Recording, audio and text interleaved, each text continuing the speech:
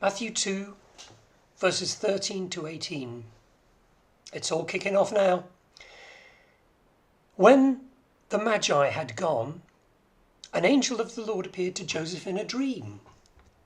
"Get up," he said, "take the child and his mother and escape to Egypt. Stay there until I tell you, for Herod is going to search for the child to kill him." So Joseph got up, took the child and his mother during the night, and left for Egypt, where he stayed until the death of Herod. And so was fulfilled what the Lord had said through the prophet, "Out of Egypt I called my son." When Herod realized he had been outwitted by the Magi, he was furious. He gave orders to kill all the boys in Bethlehem and its vicinity who were 2 years old and under, in accordance with the time he had learned from the Magi. Then what was said through the prophet Jeremiah was fulfilled. "A voice is heard in Ramah, weeping and great mourning, Rachel weeping for her children and refusing to be comforted because they are no more." This is tough.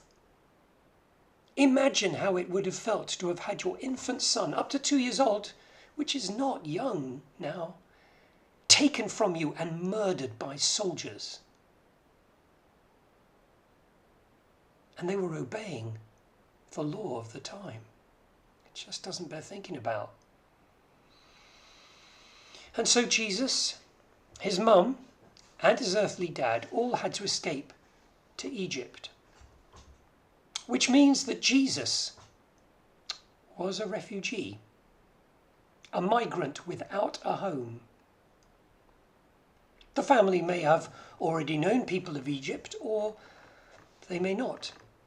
They may have gone over by land or crossed over by water in a small boat. Think about that next time you see reports about immigrants and refugees, whichever country you are in. Remember, the Son of Almighty God himself had been a migrant refugee. Think about that. We don't know where he ended up living when he was in Egypt. They may have had to live in a put-up tent in a refugee camp, perhaps. Like I said, the Bible is radical and it doesn't always say what people want to hear.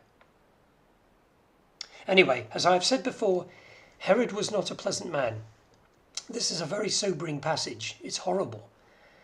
No sooner had Jesus been born that someone wanted to kill him and was prepared to wipe out a whole generation in order to do so. It's something that characterized Jesus' whole life. Following Jesus and opposition to Jesus tend to go hand in hand. And Jesus himself said, "I've not come to bring peace, but a sword that will divide people." But more of that later. Let's not get ahead of ourselves. He's still a child at this point.